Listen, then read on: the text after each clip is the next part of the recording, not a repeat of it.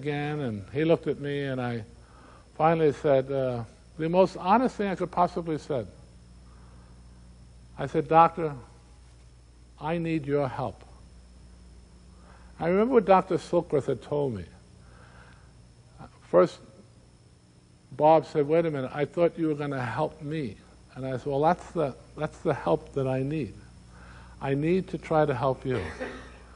And following Dr. Silkworth's advice, I began to talk about me and my alcoholism and what had happened to me in my life. Now, Bob had been in medicine over 30 years. He's 15 years my senior, another Vermonter, born 50 miles from my house. He always thought that he knew everything there was about this disease, but he had never heard it from this perspective, from another alcoholic, recovered alcoholic. And the 15 minutes that he wanted to give me lasted for 6 hours. And I know today that if I had talked about religion or about God or spirituality, it would have lasted 5 minutes. I never met a man closer to his creator than Bob Smith, but it lasted 6 hours. And when it was over, we came out of the room to join the ladies, and he had his arm around me, and his hands weren't shaking anymore. And he pointed like this to me, and he said to his wife, "Honey, can we bring this guy home with us? I think he can help me." And Annie said, "Sure, whatever you want."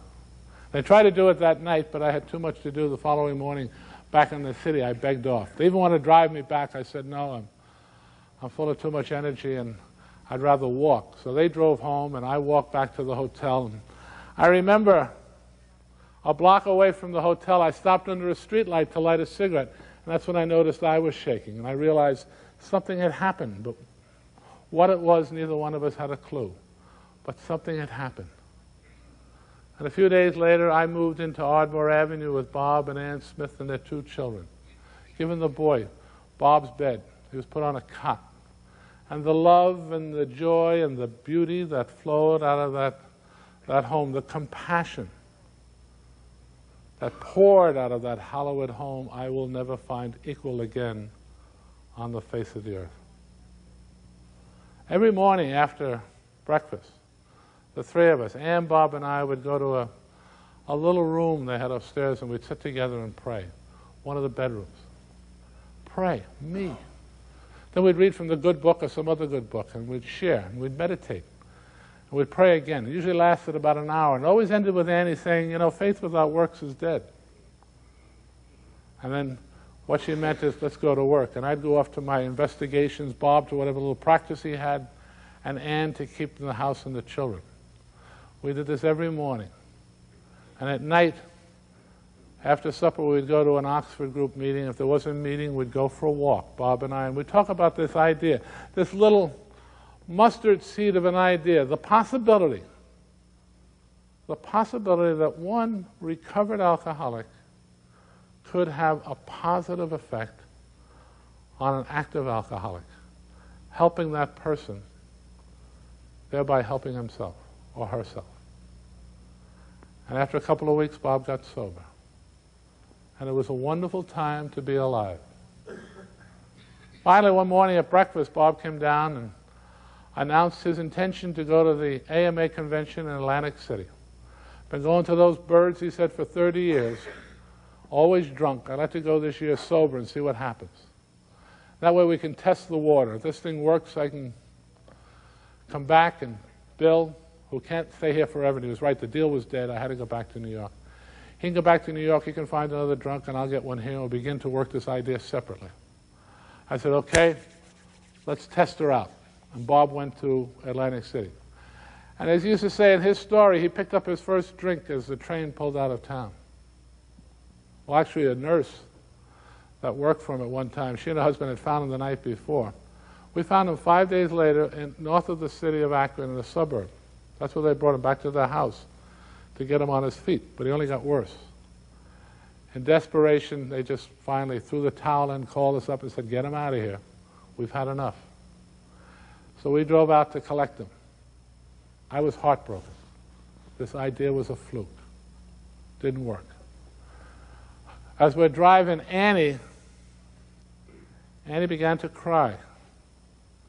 And I said, what's the matter, honey? And she said, listen, we really need your help this time. Bill, we're desperate. I said, what's up? She said, Bob has an operation to perform in 3 days. If he fails that, we'll lose the hospital. If that happens, it's the last one in town that'll let him practice. If that occurs, we have to go bankrupt. That's how bad they were. So for her sake, I said, all right. And we went and we collected Bob. He was a mess. We brought him home, and for the next 3 days, we worked on him. And finally, it was awful, awful. The day of the operation, he came to the kitchen. He said, Bill, can you drive me in? I don't think I can make it on my own. I said, okay. So we drove into the city, and he was shaking so badly, I stopped and got him a beer. And he was very grateful. He drank it down, and we got to the steps of the hospital. He got out of the car, and he was walking up the steps, and he turned around, he came back, and he looked in the window, and he said to me, I'm going to go through with this. I said, go through with it. Frankly, I was sick of it. Go through it. Call me up when you want me to come back and get you. He said, fine. I pulled away. It was 7 o'clock in the morning. I went back home, and we waited. 10 o'clock, we didn't get a call, so I called the hospital, and the operation had been performed. The patient lived, thank God, but no Bob. 12 o'clock, no Bob. We've called all over town. All over. Nobody's seen him. Poor Annie was convinced they were lying. 2 o'clock, no Bob. I said, that's it. I called the train station, made a reservation to get the sleeper back to New York. It was over. He's drunk. So much for that. And at 5 o'clock, we heard a car pull into the driveway. And Annie went over, and she pulled the curtain back, and she looked out, and she said, it's him. And I said, well, how does he look? And she said, well, I don't know. He has to get up close for me to tell. So we waited. We stood in the parlor, and we heard the key scratching the door, and the door opened up, and Bob came in and put his medical bag down on a little table by the side of the door, and he entered the parlor. And for those of you that are married to us, you know that moment of silence where you try to figure out who's going to throw the first brick. And finally, Annie, in her plaintive voice, just said, honey, where have you been? Where have you been? Where had he been? He had been all over the city of Akron to everybody and to anybody that he had ever harmed, and he had made amends to them. If he owed them money, made arrangements to pay them back, telling each and every one of them that he was an alcoholic. And that's what he meant when he said he was going to go through with this. He was going through one of those steps that up until then we'd only been talking about. And that was the 10th of June, 1935, and he never drank again. And he died today. And I didn't go home. I stayed. I was so happy. The following morning, he came down from breakfast. He said, you know, Willie, you and I are not going to stay sober talking to each other. Could you stick around a couple more days? Help me get a guy on his feet before you leave. I said, sure. You know, I was so delighted. I said, well, where are we going to find one? He said, it's simple. I'm a doctor. Watch. Went over and he picked up the phone. He called the Akron hospital. I said, listen, I got a fellow here who can help drinkers.